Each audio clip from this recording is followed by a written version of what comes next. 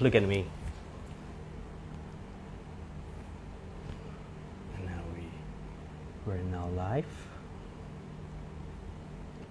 let me check live I think you look good Yeah, we're okay. Let me share I think you look good.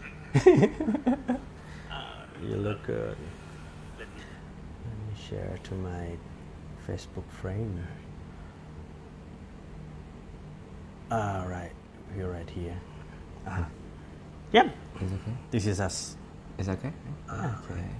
โอเคครับมีคนทักเข้ามาแล้วนะครับสวัสดีครับสวัสดี Biz Classer ที่ติดตามเพจ Biz Class Your Master Class นะครับอยู่กับผมเล็กมนชัยสวัสดีพี่หมูสุภาพรพี่หมูบอกสวัสดียามบ่ายพี่หมูได้ยินเสียงผมชัดเจนไหมครับช่วยส่งข้อความมาบอกหน่อยนะครับเพราะว่าวันนี้เดี๋ยวสัมภาษณ์แขกรับเชิญกันนะครับถ้าได้ยินเสียงแล้วชัดเจนยังไงบอกหน่อยนะครับวันนี้เราอยู่กับ Curtis S. Shin อีกแล้วอีกครั้งหนึ่งนะครับ he's back it has been 2 years right for not coming here 2 years, 18 days.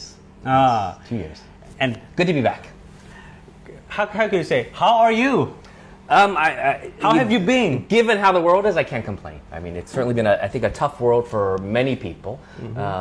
But so far, okay. But great to be back. I've spent this last 2 years back home in the United States for the most part.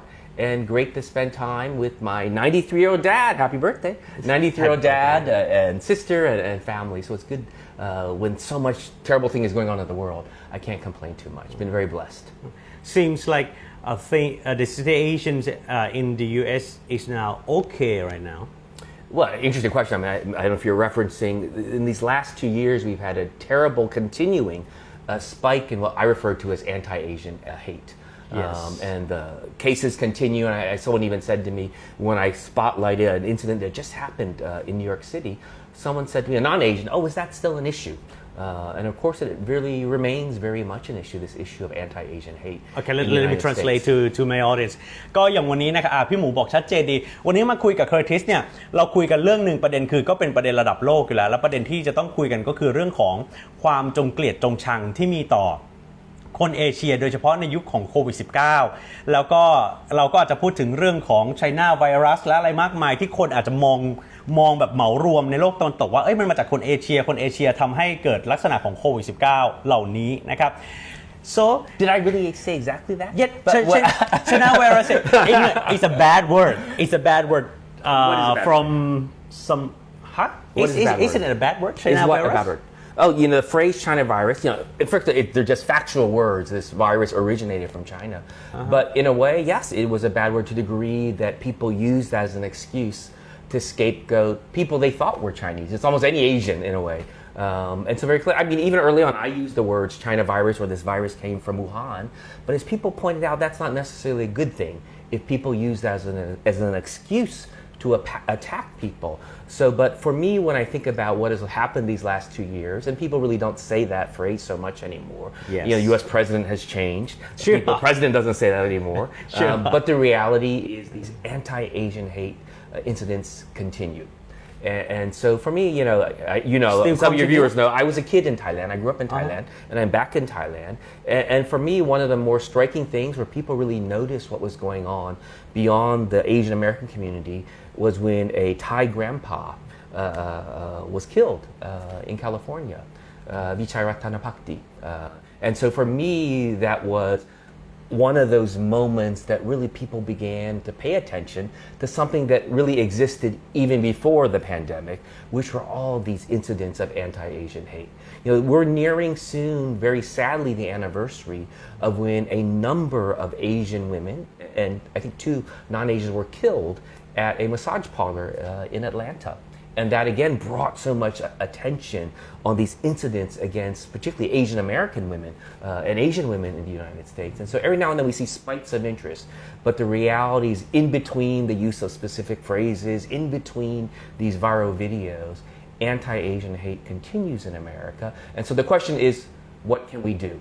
And I would say business people, government, journalists, the community have a role to play in telling the story of what is going on, but also coming up with solutions and spreading words or spreading the information about the solutions. What kind of that solution? So one, for example, is I'm on the board of a terrific group, advisory board of a group out of New York City called the Asian American Federation, and they are a community-based group. And for me, when you ask about solutions, they often mean looking and listening to the community. So some of the things the Asian American Federation have focused on are like safety programs, basic safety programs for Asians in the New York City area. So how do you protect yourselves? Are there buddy programs? Are there things that people can do to help someone who's maybe afraid to go out and get groceries? Early on, people were afraid in communities like Chinatown to go out and get their vaccine. So there's some very specific, simple programs to protect and help people that people can support. Another thing I would suggest is the support of mental health programs. Data shows, at least in America, that Asians and Asian Americans are actually not so likely to seek mental health assistance, because maybe it's a bad word, mental health. But the reality is like taking care of your health, take care of your mental health too. And so thinking through programs that are actually culturally specific and also language specific, because we might have a wide range of mental health programs that people can benefit from. But if they're just in English and Spanish, let's say, there's a large part of the American community, and the Asian American community in particular, that might not be able to access them. So safety programs, mental health programs are some things. I think longer term, I would hope there's more educational initiatives, including educating people in America about Asian American history. When you ask people about, well, what is the history of Asian America? They might know one or two things. They might know, I think the Chinese came and built the railroads. Right. And they might know the sad story of Japanese Americans were put into really concentration camps in a way during the World War II period. And then they might know sadly about all the wars, the Korean War, the Vietnam War, the Afghanistan War. But Asians in America have contributed so much to American history. And so one other solution would be getting people to understand the history of Asians in America. Let's talk about Asian American. Are they really, how could I say, minority in the U.S.? Yeah, of course they're a minority if you think minority. You are an Asian American, right? Yeah, I'm Asian American. And of course you're a minority when you just look about the percentages of what percentage is white, what percentage is Hispanic, what percentage is black. And so actually the U.S. Census just came out very recently. It was interesting to look at which Asian, let's say, origin groups make up the Asian American community. So the largest were Chinese and Indian descent Americans. But number three, and people don't always realize, and like I'm wearing this shirt, Filipino Americans, this is the Philippines, Filipino Americans make up the third largest group of Asian Americans in the United States. And people aren't always aware of that either. All right, let me translate to my audience. ก็คือในตอนนี้เนี่ยนะฮะคือที่ทางเคอร์ติสพูดเนี่ยในสหรัฐอเมริกาเขาก็คือมีทั้งสมาคมมีทั้งกลุ่มก้อนของคนที่เขาจะพยายามช่วยกันทั้งเรื่องของโปรแกรมเรื่องความปลอดภัยทั้งเรื่องของภาษาเรื่องของโปรแกรมทางด้านสุขภาพจิตให้กับคนที่เป็นเอเชียนอเมริกันอยู่ที่สหรัฐอเมริกาเช่นเดียวกันนะครับซึ่งณตอนนี้เนี่ยสิ่งที่สำคัญก็คือความเข้าใจที่ถูกต้องระหว่างเชื้อชาติแล้วก็ชนชาตินะครับ so can I just walk around in New York City alone or in California or in the LA? I think absolutely, but like anywhere in America, you got to know where you are. You ought to be aware of what's going on around. I mean, one of the challenges I find is when my Asian friends come to America is they think, wow, it's just as safe in the United States as here, but no. It can be much more dangerous in America. And so you always have to be situationally aware of what's going on. But you raise an interesting question with regards to Asians and Asian Americans walking around the streets of an LA or New York or any big urban area. I think particularly given this spike in anti-Asian hate, you have to be even more aware. I mean, to be honest, during these last 2 years of the pandemic, where I've been mainly in the United States versus where I normally am in Singapore and Thailand, I've been more aware also. And for me, it's a little bit sad that now I have to think about that because some of these incidents are so random. They don't care if you're like a journalist or a former ambassador or a rich person or a poor person. You're just a random Asian face. Sure. And so I think you do have to be more aware and more cautious.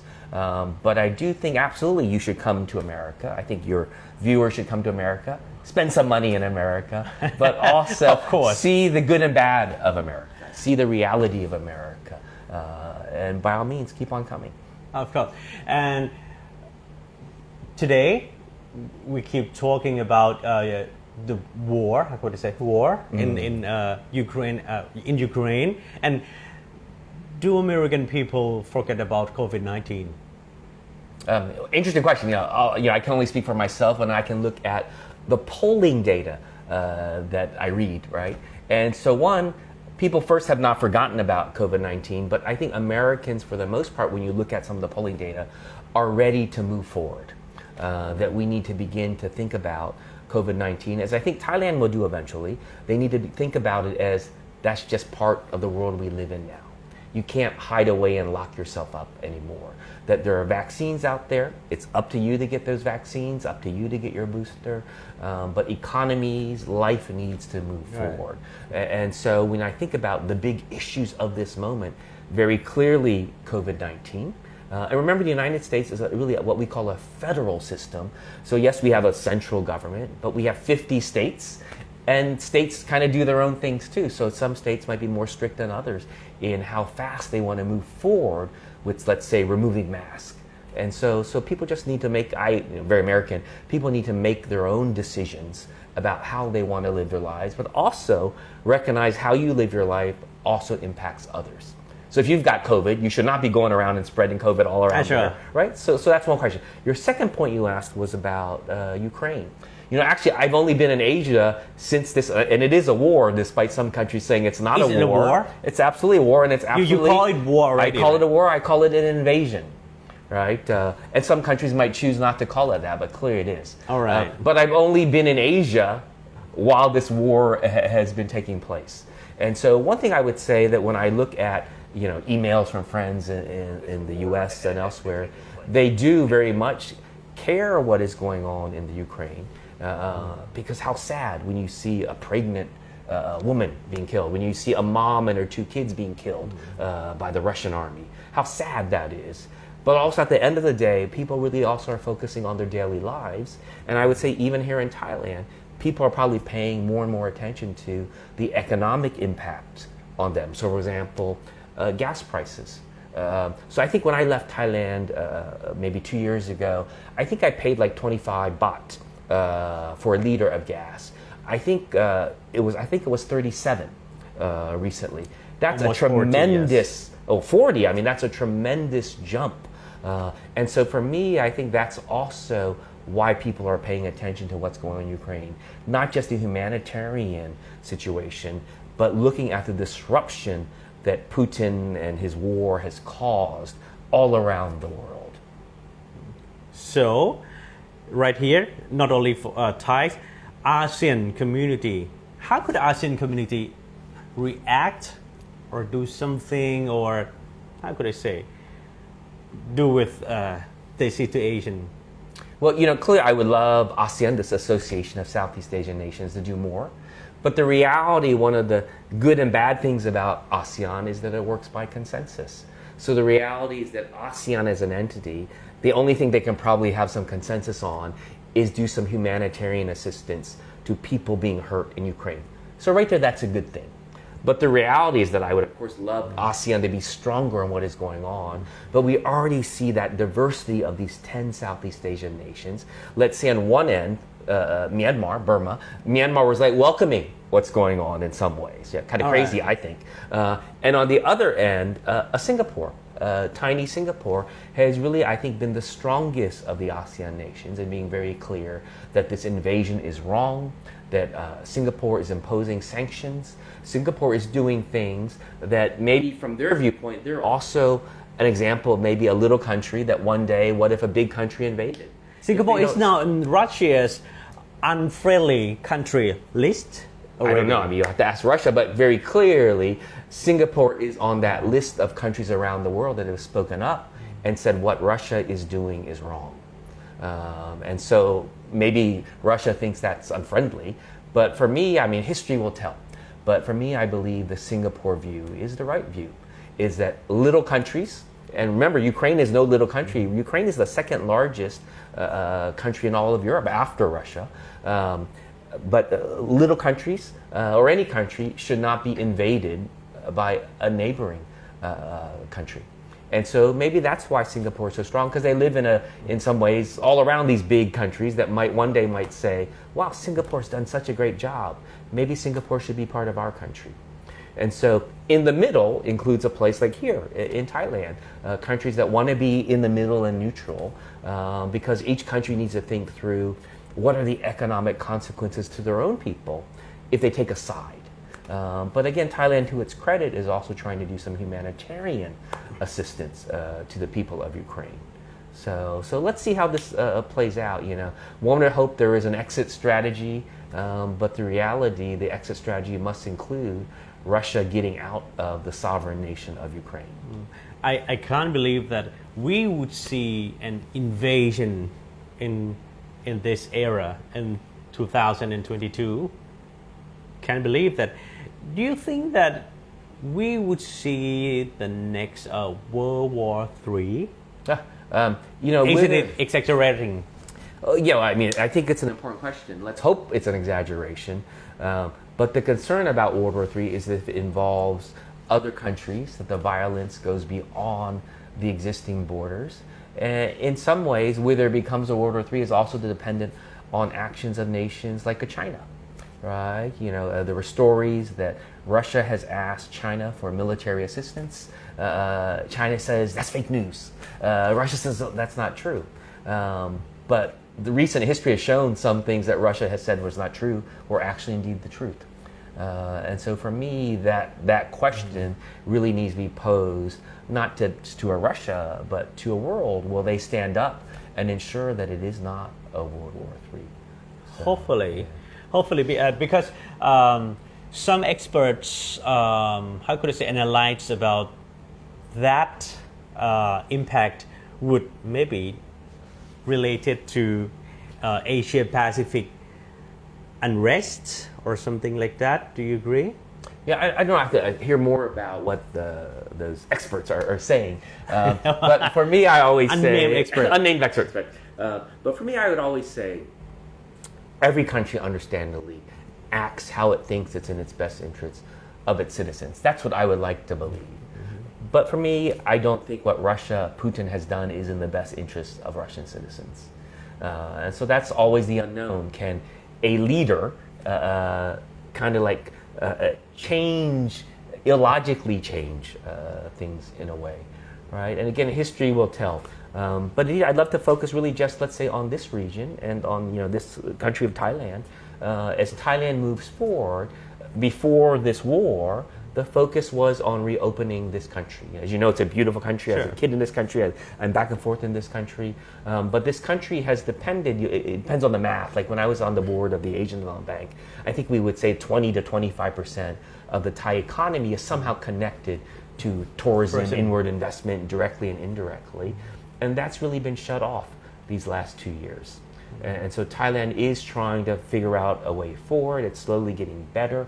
Thailand is also trying to think through all the rules about day 1, day 5 testing. Do I do a test before I come?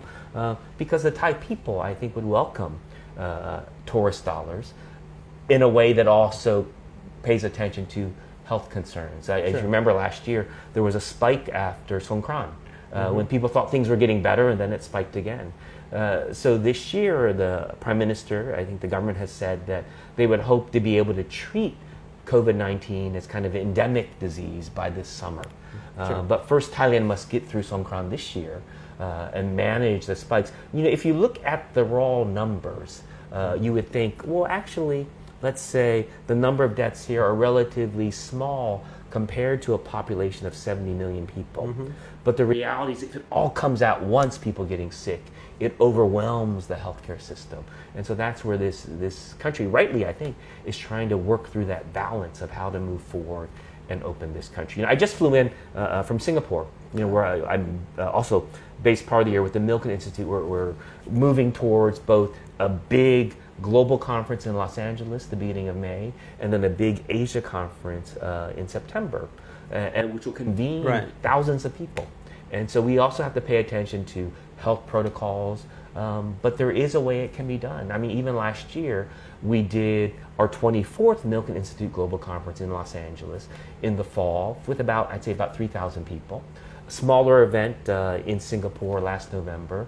The Singapore government chose the Milken Institute Asia Summit and the Bloomberg New Economy Forum as their pilot examples of how these big events can go forward, and both went forward. So step by step, United States, Singapore are opening up, and I think Thailand can also do so. And let's talk about Milken Institute. Sure. Any plan for Thailand? I always have plans, but the key is to execute those plans. For me, I think there's a terrific opportunity this year in particular for the Milken Institute to do things in Thailand. We always welcome, of course, Thai speakers at our events in both Singapore and Los Angeles. But this is a very special year. And do you know why? This year? Yeah. Why? When I last saw you... What is special? When I last saw you, we were at the Asean Summit. Was that 2019? Yeah, this was. Right? This is the year Thailand hosts APEC, Asia Pacific Economic Cooperation. Big event. It's it should be a big deal. The key is, can people fly in and fly out? And for those people who don't know what APEC is, it's beyond just countries in Asia. It's really the Asia Pacific rim. So it goes down to, if you look at South America, South American countries are also part of it. Peru, these countries are also part of APEC. And so Thailand is the host. And Thailand, as part of its theme and focus, is focusing on an area that I pay a lot of attention to. I always call this notion of paying attention to the environment and paying attention to people out there, regular people out there, paying attention to fighting corruption. I call it always this notion of ESG, environment, social and governance issues. And I think Thai businesses, Thai people need to think through how all of us can move these things forward, addressing environmental concerns, social concerns, governance concerns. Right. Thailand is using a different phrasing. They're talking about BCG. Yeah. BCG stands for Bio Circular Green Economy. In some ways very connected. This notion, if we look at things all together, holistically, so a circular economy, a green economy that focuses on nature. And I was so delighted, I was honored. The Thai ambassador threw a lunch for me and some colleagues from Milken Institute, but also from a Thai company that I am an advisor to called Equator Pure Nature. They produce a line of natural consumer products under the brand name Pipper Standard with pineapple grown here in Thailand. And the Thai ambassador uses it as an example of a BCG company. And for me, it's also a great example of how Thai businesses, Thai companies can also be pioneers, not just for this country, but for the region and more broadly. So this is really trying to bring to Asia what is already accepted in Europe and the United States, which is that people want less chemicals in their lives. Already people are like, I don't want chemicals in my food. Women often will say, I don't want chemicals in my makeup. And so this company, Pipper Standard, Equator Pure Nature is the parent, focuses on trying to get the chemicals out of your home.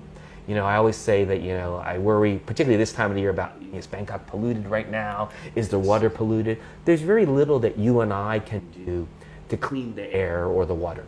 But we can absolutely decide what we bring into our homes. And in some ways, we talk about having a more healthy environment. Really, a healthy environment begins in our own homes. And so I'm very proud to be part of this company. And it's so great that it's a Thai company, because Thailand, a great agricultural nation, also needs to think through how do we move up the value chain? How do we take products like pineapple grown in Thailand and turn it into more value-added products?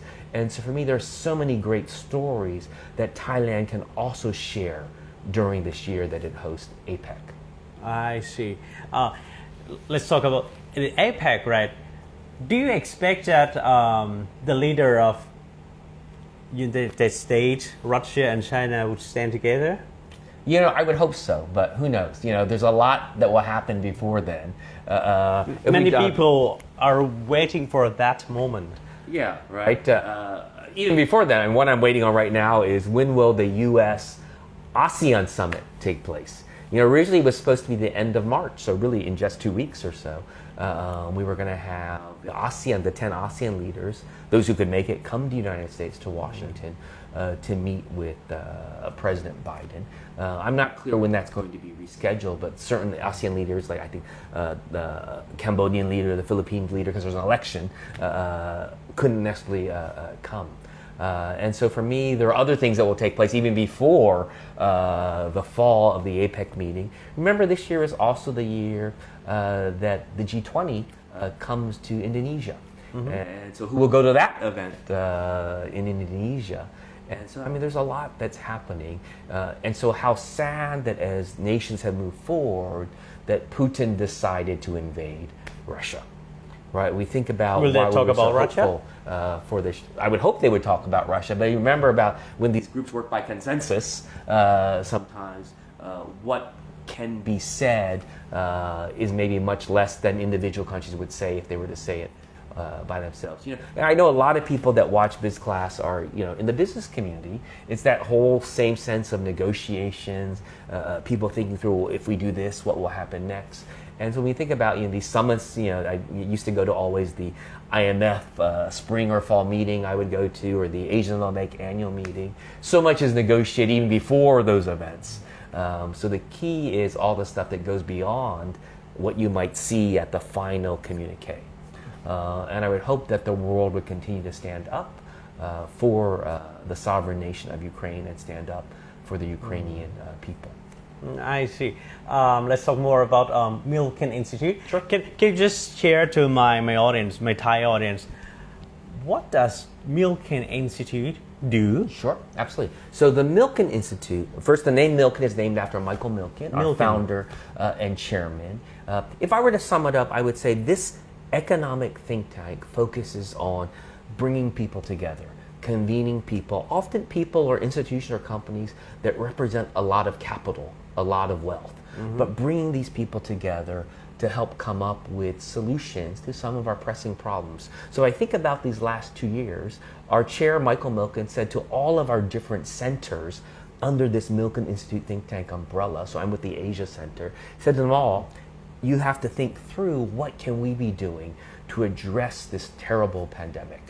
And so it might be thinking through how we bring the spotlight on research that is taking place, or convening people together to focus on vaccine development or treatment development. So this think tank focuses on trying to bring people together to address problems, pressing problems of our times. I've stolen a line, I don't know if it's from Mike Milken or our president, Rich DiTizio, but this sentence, this point of view which I believe in is that you or you could have a great idea for a new business, a great idea for a philanthropy, a great idea for a nonprofit. But unless you have access to capital, access to money, access to investment, it might just stay an idea. So when I think about the Milken Institute, I think at the heart of it is how do we make sure that policies change, or people's thinkings change, or companies change, to help ensure that capital flows to help solve the problems that we face. And it could be a complex problem like how do we get a vaccine to address the latest variant of coronavirus. Or it could be, I would say it's a simpler problem because it's also important to the people involved. It could be, or how do we finance something so that there's some new schools for our neighborhood?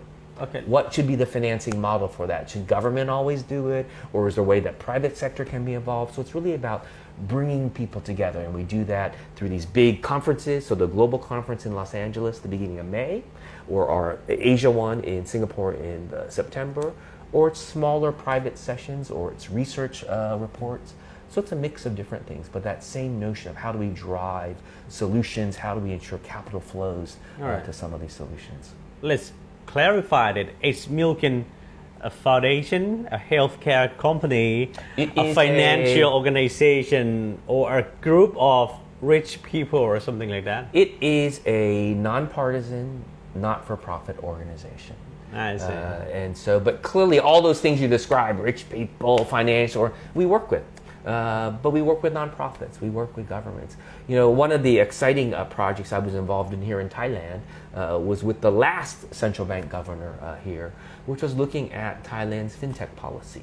You know, again, what should Thailand be doing to help ensure that people aren't held back because they can't get a loan from a bank? What can Thailand do to innovate?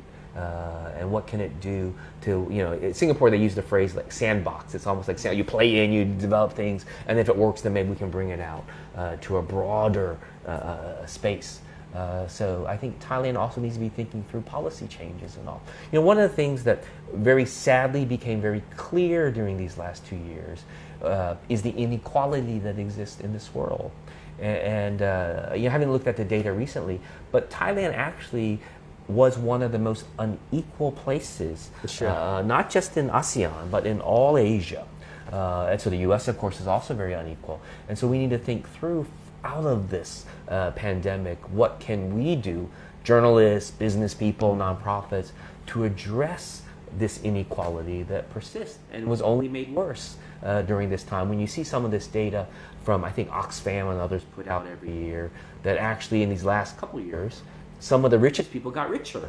And so it's the poor people that continue to suffer. So what can we do to address that? And that's what the Milken Institute also faces, or also focuses on. Curtis, when we talk about inequality, how could we really tackle this problem? Because when we talk to businessmen, they just said, oh, I do my business legally, usually. And should be always, not usually. And always, yeah. Sorry, something like that. But I did not do something wrong. And how could you blame me? How could you blame rich people that, how could I say, they're richer in this pandemic? I didn't do anything wrong.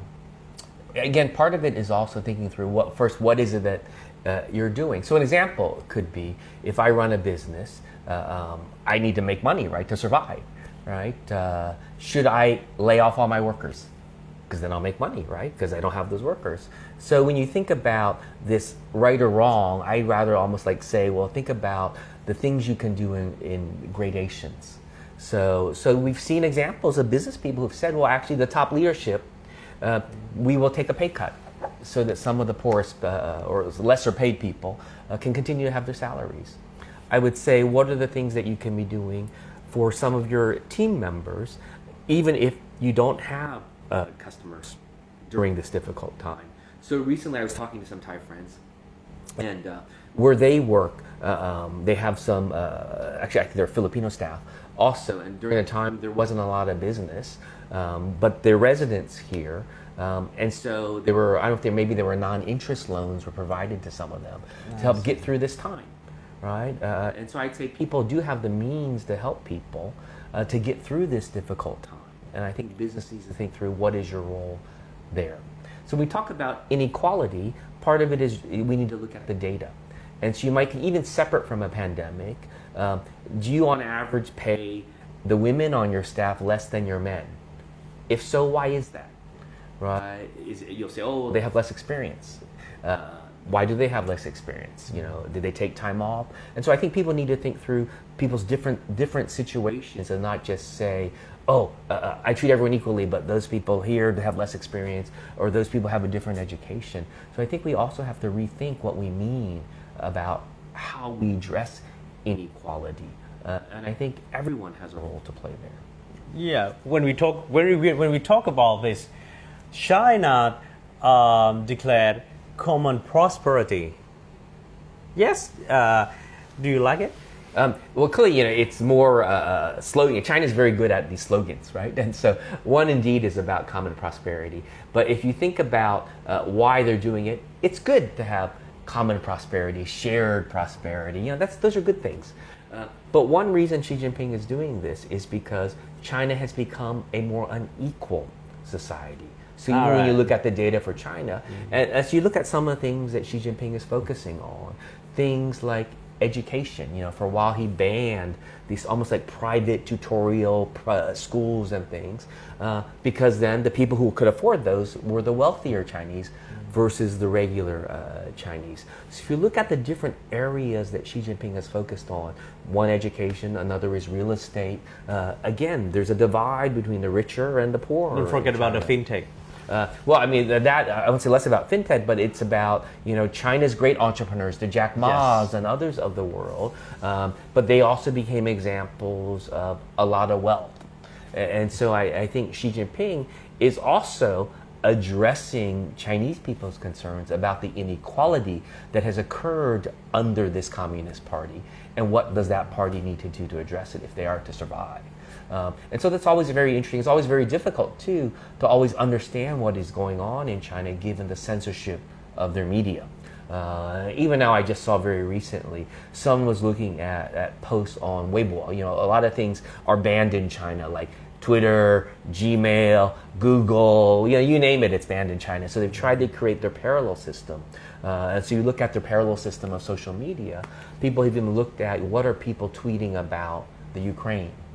And some have been parodying the Russian-Chinese line, but others, not yet censored, have said, yeah, Chinese people are for peace.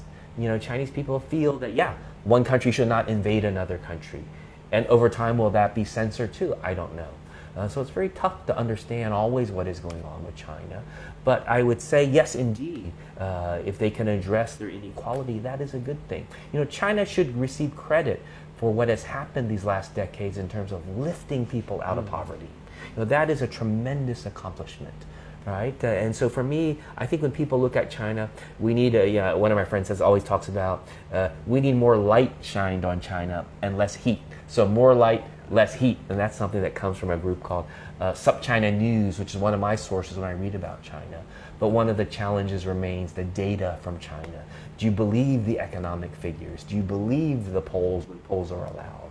And so that's a challenge. And so for me, my hope is that whatever the country is, that we all try and understand that country a little bit better. And I would say the same about people understanding the United States. Right? Because the United States is all over the movies and TV, and sometimes there's stereotypes and exaggerations. But to really understand America, I think people should come spend some time in America. And so I don't know if we will have time, but in the past I've always talked also about the challenge of international students, right, or of migrants or people going from one country to another country. That's a good thing. Countries should welcome. For me, I think they should welcome international students. I think countries within their means should also welcome migrants and refugees and all.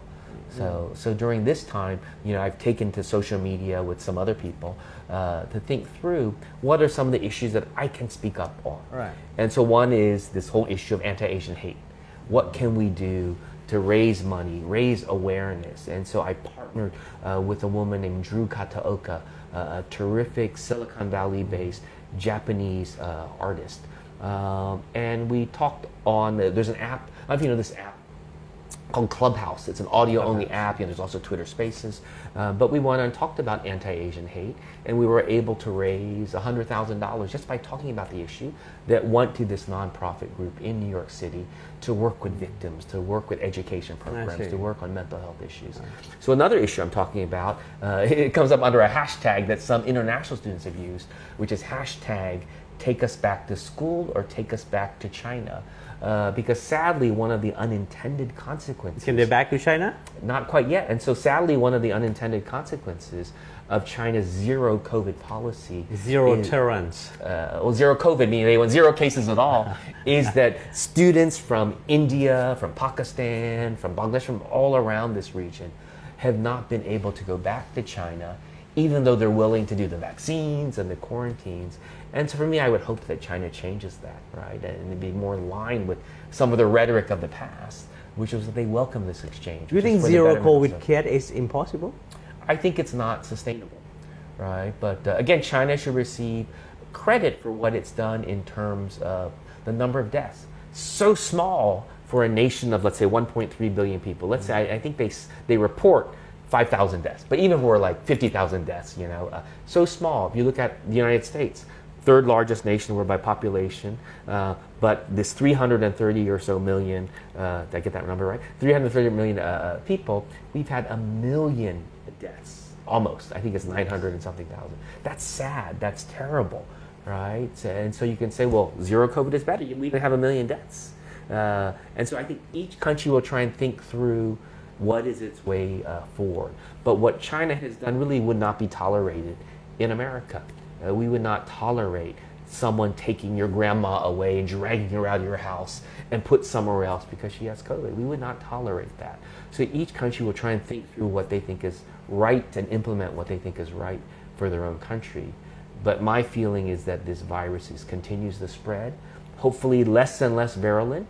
But as we've seen just in the last 3 days, this Omicron variant has so far broken through China's barriers with shutdowns or lockdowns in Shenzhen, huge city, opposite Hong Kong.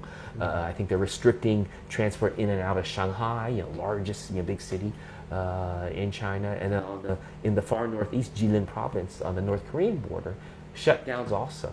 So it continues to spread. So let us hope that even as it spreads, that it's not so virulent, that people won't die. Chris, if you are a parent of a student who is waiting for back into China for studying, what is your advice? My advice, they for might your not son like to or hear your it, daughter? would be you need to have a plan B. Meaning that, is there a way... Moving to other country. Yeah, is there a way that you could transfer some of those credits to another school, to another country? But remember, it's so difficult because you have to have compassion for these students, because what if they were there on a scholarship? Or what if they had almost finished their degree? But remember, it's now 2 years, and given the zero COVID policy, it could be 3 years or 4 years, and people's lives are frozen. So, I wrote an article for the South China Morning Post, and I argued that, China will need to do what's right, or what it thinks it's right for its own people. But I hope with whatever they do, they would recognize that international students deserve more compassion. They deserve really more communications too. And so we need to think through what can China do that also gives these international students not just compassion, not just better communication, but also some consistency of treatment. Because when you read some of the social media tweets using this hashtag, and I don't verify them, but you read some of these tweets and you feel, wow, these people's lives have been so disrupted. And so that's why I want to speak up for some of them. But then you also think through, what can the solution be? And as an American, I would say, don't feel that the solution will always be given you by another country. You got to do it yourself. Right. And so too often I feel that people are just waiting for China to do something. And then you'll see stories, China is treating Korean students better than Pakistani students. I don't know what the reality is there, but clearly China should treat all its international students consistently. But my hope is that there is a way for some of these students to have a plan B. And say, come study in Thailand, right? Come study in America. Sounds right? good. There's so many places to study in this world, but the challenge, of course, is the cost. And how do you get in, and what do you do with that time and money you already invested in China? So, a real solution would be if China, just like it was able to bring in people for the Olympics, if China said, okay, we will allow international students to come back, but you have to quarantine for a month, you got to have 4 vaccines, whatever. But ideally, they give a path forward for these students and give them some certainty as to their future life versus this time of uncertainty that they're all living in, waiting to see if they can go back. Do you have any plan in China? No, I have no plans to go to China. I don't know if I'd be welcome in China because, to be honest, I speak very openly about what I believe are important issues. Freedom of religion, freedom of faith. I believe that women should be treated equally, right? And, I do, like much of the Western world at least, pay attention to what is going on in Xinjiang province, what is going on in Tibet. But I have to say, I spent an early part of my career in China, and China is an amazing place. Chinese people are amazing. I'm ethnic Chinese, but I think my hope is that people can differentiate between the Chinese government and its policies and the Chinese people. Right? China, what a tremendous culture and tremendous history. But in some ways, it's all overshadowed now by the policies of its government on all these areas that we're already talking about, from Ukraine to students to religion, these kinds of things. All right. It was interesting that you mentioned about reality and the plan B. Curtis, many things happened in Thailand during this couple of years. Some Thai people just yelled or post on Facebook that I really want to move to another country, or maybe just like in New York City in the United States or something like that. Is there any American things that are still misleading or misunderstanding for Thais? Well, I'm not sure I get the question. Is there things that the United States? I'm talking about. Hey, I want to go to America. It's land of freedom, American dream. I can. How could I say? I can make it. If I can make it there, I can make it everywhere in New York City or something like that. Any advice for Thai who really want to be an immigrant there or move there? Sure. Well, first I would always say follow the law. Don't sneak into the United States. That's a foundation. As a foundation. It's really a serious question for anyone anywhere in the world to give up your home country to move to another one. And certainly my great grandparents did this and came to the United States way back when. For them, life in China, so my great grandfather from China, life was not so wonderful in the late 1800s in China, so over a century ago. But probably, to be honest, life wasn't so wonderful in America for him, for any new immigrant, particularly one that isn't like some wealthy, rich immigrant. In America is a land also of working hard, right? And so it's not that things are given to you very easily. People have to work hard in America. And Americans, either of first generation or new immigrants or 3 generations, still struggle in America. But indeed, it's that notion of you can be what you want to be. You can say what you want to say. You can worship what you or who you want to worship. That still holds true, but it remains an important question, and one actually that the Milken Institute focuses on is how do you preserve, continue, advance the American dream? And indeed, under this Milken Institute, kind of umbrella, let's call it a sister organization, is the Milken Center for Advancing the American Dream.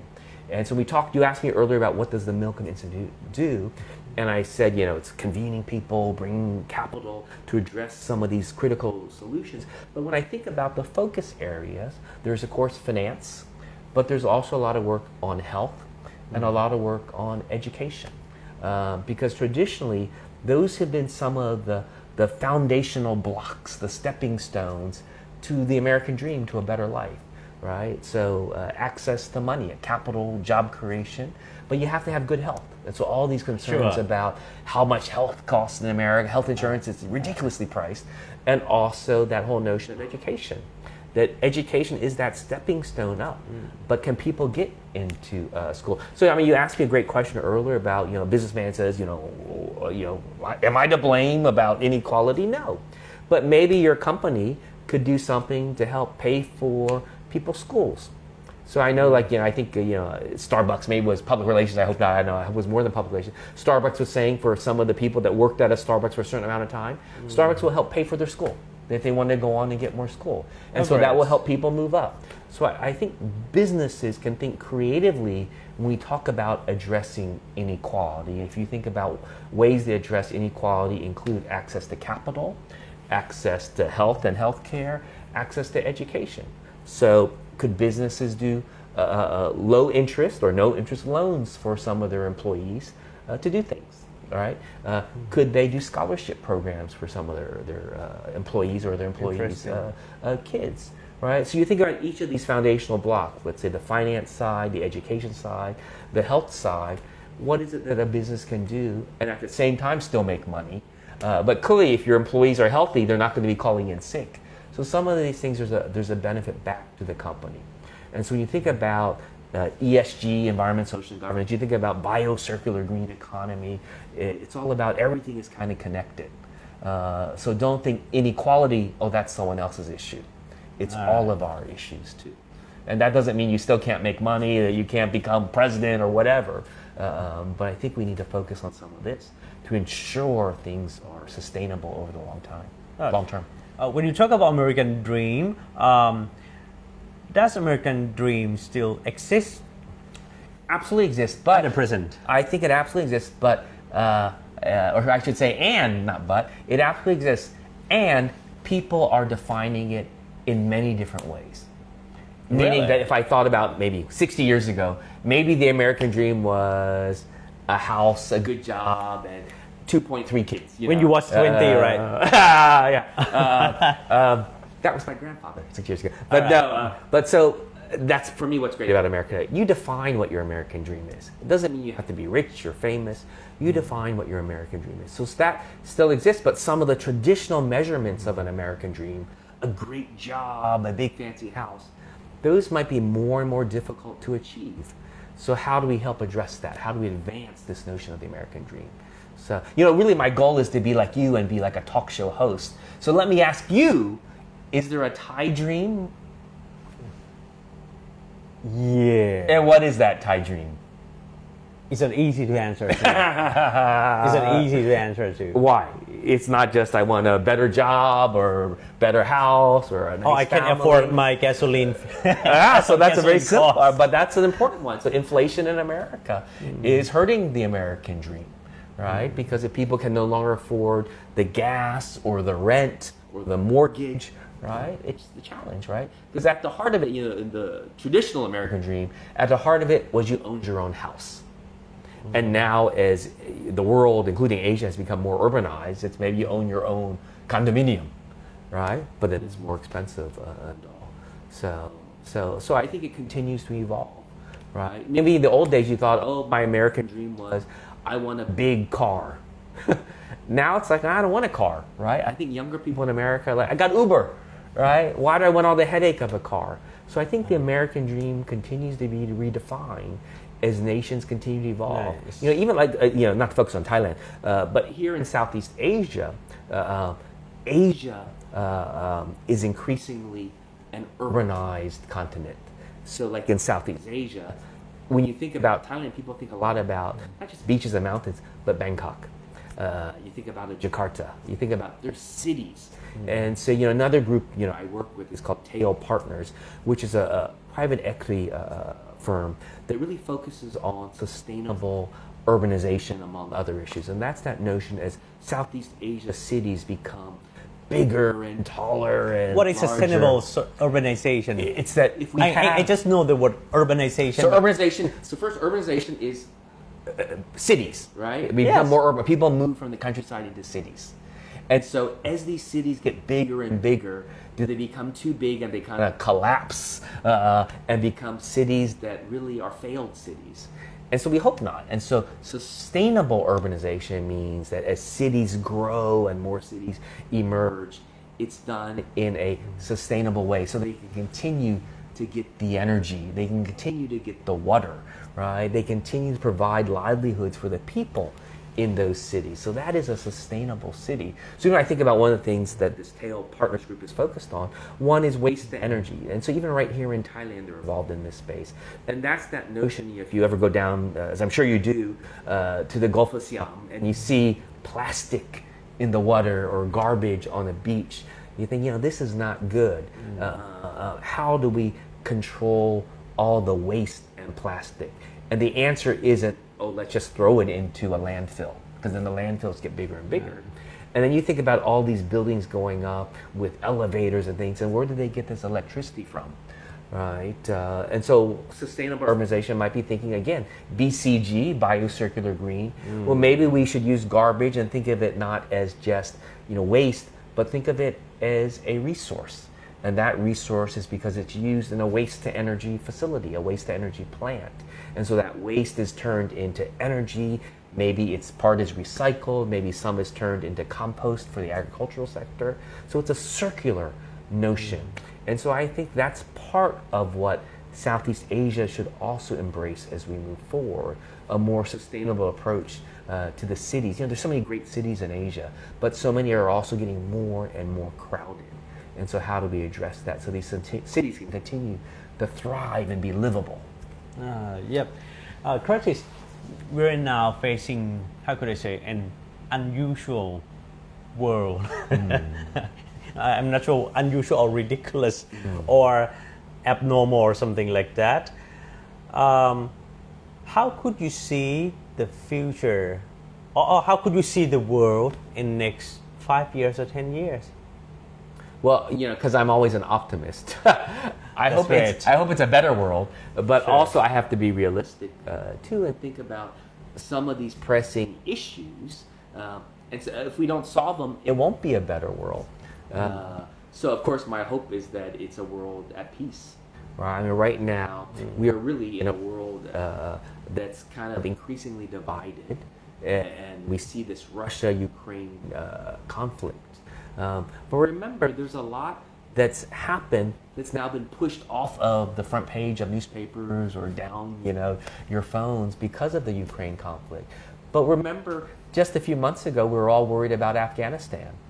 Afghanistan continues to be a really not so great place. The misery, the hunger returns. It's actually very personal in the sense that, at the Milken Institute, one of the things we've done in Asia is we have a dynamic, I believe, internship program where every year we try and get people from throughout, certainly Singapore, throughout countries in this Indo-Pacific region to be interns for us.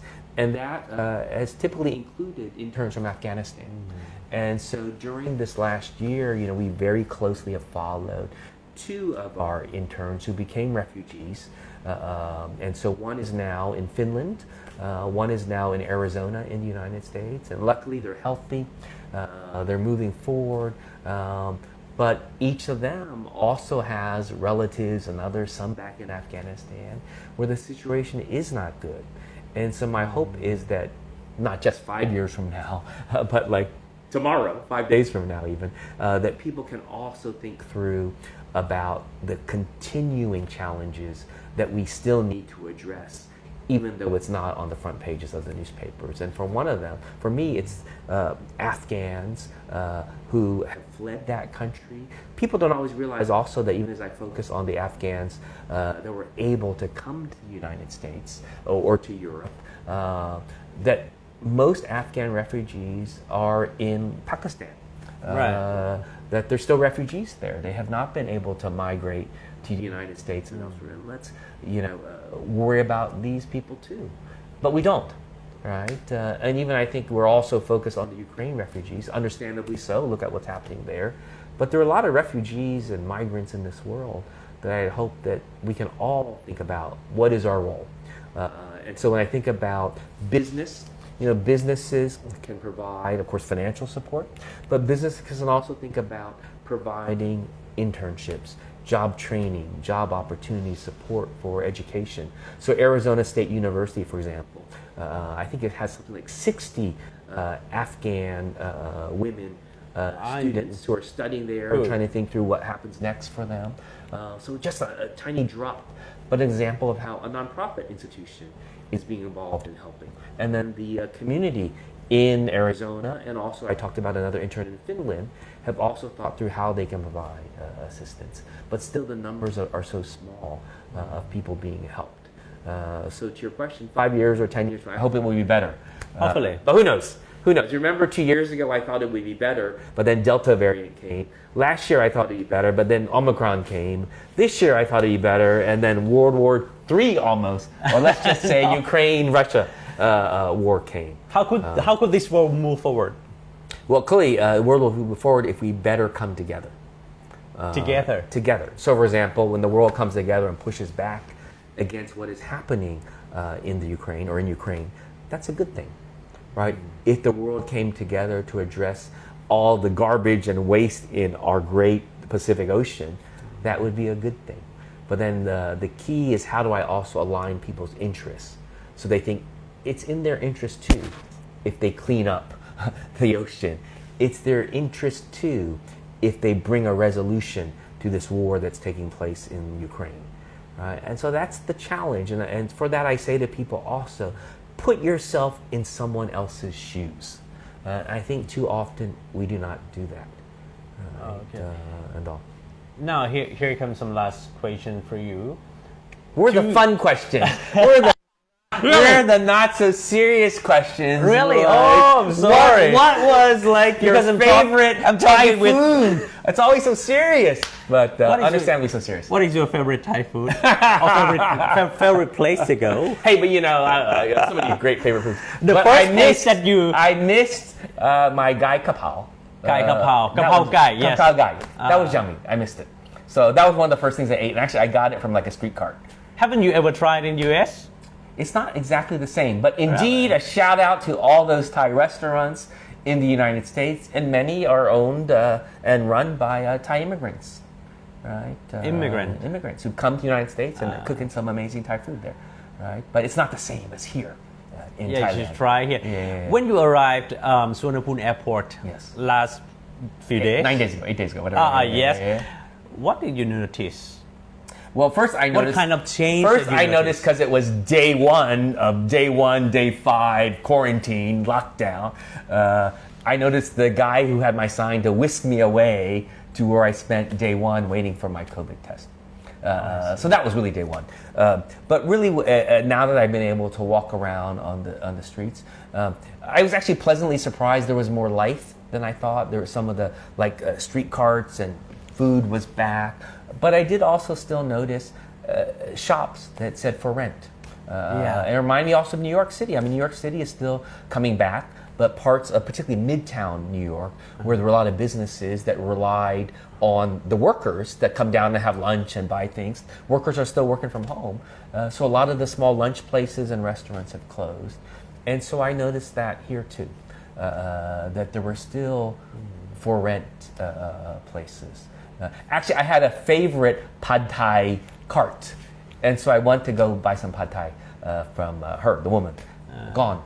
So I hope she's okay, or maybe she went back to the countryside, or she's working somewhere else. So I noticed those little things that I would go to normally that are not there anymore. A little bit sad. Isn't it an exciting Bangkok that you've known? Well, I was a kid in Bangkok. With the Asian Development Bank, I came back and looked at projects in Bangkok, and then I helped this great company, Creative Pure Nature, in Bangkok. And so for me, it's not necessarily that it's exciting, but I feel it's a second home, right? Welcome back. So thank you. But remember, home doesn't always need to be exciting. Home just needs to feel comfortable, right? So it's great to see friends and see people. And cities will continue to change, and Bangkok continues to change in good ways and bad ways. And so I also noted that there's a lot of construction that's gone up, even during my time away. But I always say to people who love skyscrapers, let's not forget the communities at the bottom of the skyscrapers. I think I even wrote an article on this once with a great friend, Jose Calaza, who was based here when his wife was with the U.S. Embassy. And we wrote this piece again that, let's not measure success by tallest skyscraper or number of skyscrapers, but let's measure success about, are people's lives better, including the people at the bottom of that skyscraper. So, I try and walk as much as I can. And so I saw that Thailand was turning the old Thai tobacco monopoly, facility into a park. So I walked over, it wasn't really done yet, but I walked well, it's not done yet, but I like the concept, right? That park, more green space is good for Bangkok. But I walked on this overpass, and they had this 1 Green Mile campaign. And the one, because it's a elevated overpass, it's an overpass. But the 1 Green Mile campaign also said, had an arrow that said, go downstairs, come below. Because below the overpass, there's restaurants and communities and shops, but if we just stay above, we ignore them. And so for me, that's a good thing. Let's not forget just regular people who are just trying to have a better life, selling things. Let's support them too, not just the big fancy shopping malls, which are also of course very nice. But I think Thailand has a lot of shopping malls and we need to think through a diversity of ways to provide jobs and employment. Shopping paradise here. Yeah. So, I like your answer. And many people have learned many lessons during the COVID era. What you have been through during this couple of years? Well, I have to say to you, I think how we talked earlier, I feel very blessed. I'm very lucky in that, maybe whether you make less money or you have difficult times, but so many people have suffered so much more than me. So I feel blessed to have been able to spend really 2 years with family in the United States. One thing when you asked about what I learned was that I learned also what I like and what I miss. I miss being able to come, not just to Thailand, but to be able to travel across borders between countries and see how actually people in many ways, we kind of want the same things, better lives and all, for ourselves, for our families, for our friends. And to be able to see that similarity when you cross borders is a good thing that I missed and all.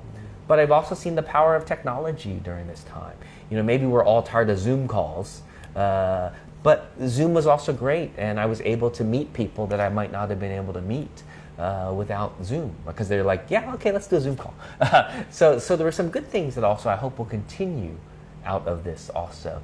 I also think maybe the world slowed down a little bit, which is a good thing. I see. That maybe take time to appreciate that, bird tweeting or that snowflake falling, but appreciate the little things, right? One of the first things I remembered, and I thought, oh, I'm back in Thailand, is when I was like waking up and I heard this bird. Let you imitate it one day, but it's a bird sound here. But that bird does not live in Virginia, and I thought, wow, I'm back because that's the bird that I know. No bird in Virginia. That's not this kind of bird. That I have that bird here. Or when I walked in Lumpini Park, and to be like, wow, those are my lizards. I miss those lizards, those big monitor. I saw that picture. So anyway, so some good things. So I can't complain. Clearly, I think none of us would want to repeat these last 2 years. But I've been very blessed to have been able to have still good health and family and all. And so, but I do think a lot about people who've suffered more. Yeah. Oh, wow. Such a great conversation. Anything you want to share or to talk to Biz Classer or Thai audience? No, I always say it's always great. I think I try and go on Biz Class once a year, maybe. I think the last time I was on Biz Class was after President Biden got elected. We did something after the inauguration, and that was my one time on your show during the pandemic. And I think if I remember correctly, I said that one thing I took away from that inaugural was a poem that was read by Amanda Gorman, a black 20-something-year-old who was actually a Milken scholar, so supported by the Milken Institute for her education, and also very optimistic. And she said something along the lines of, she's asked, well, what do you think about America? Is it broken? All these challenging, terrible things, and this is even before the pandemic. And she said, no, it's not broken, but it's unfinished. So there's work to be done. And so I would say to people who are at Biz Class, whether you're a business person or a student, that in these difficult times, life is terrible, everything is like the world is broken. I would say, yeah, it's not a great time. Hopefully things get better, but it's not broken. It's kind of an unfinished world. So the reality of our world is this, right? And so hopefully through our own work, it can get better. And so I would say, so it's up to us to make things better, but also take time to enjoy the beauty. I mean, you're very blessed to live in Thailand. So to enjoy the beauty of your own country. And so it's been interesting talking to some of my Thai friends who haven't left Thailand for 2 years, but they've been to places they've never been in Thailand. So I'd say explore beautiful Thailand. And so for me, one of my favorite cities, we should do another show just on Thailand, is Thailand Pizza, how do you pronounce it? Pitsanulok. Pizza? Pitsanulok. Pitsanulok. Yes. I've been to maybe 3 or 4 times. It's one of my favorite cities, but people don't really go there. But there's a beautiful Buddhist image there. It's got a great. So you got to go. Maybe Pitsanulok is not the first choice for me. Yeah, but that's where I say people go to Chiang Mai, Chiang Rai, or wherever Samui. But there's other great places people should go to. And also, I'd say spread the tourism dollars around this country. So as Thailand reinvents itself, it shouldn't think, oh, we want to go back to how tourism was before the pandemic. That maybe there should be a mix of not just mass market tourism, but tourism that is less impactful on the environment. That, I hear, I haven't been, but if you go to like Got PPE or Samui, that maybe the fish have come back and the reefs have recovered because they didn't have all these thousands and thousands of tourists. So maybe some of the local community misses those tourist dollars, but hopefully there's a way when people come back, it can be done in a way that is less impactful on the environment so that it's really more sustainable in the long run. Some kind of new normal tourism. A new normal tourism is a good phrase. But make sure that new normal tourism is a more sustainable, better, and biocircular green tourism. So what is your new normal life? Not traveling all around the world once again? Certainly less travel. My new normal life includes a mix more of Zoom and things. All right. But clearly I hope to be back more in Southeast Asia as the restrictions continue to lift. So let us all hope for that, right? A healthier region. So there's more interconnections between places. Wow. Thank you very much. Thank you, Curtis. Thank you for joining my show. Thank you for chatting with me. Always great to be here. Yes. And next time, once we sit here or another I feel we will talk about Thailand and your favorite dishes. I feel we should do a show where we're actually having lunch. And so we can be eating. It'll be so much more entertaining for you. It'll be like interesting. Like FT, Financial Times, and other papers have this like column. It's like lunch with someone. So this should be lunch with Lak Bong Chai.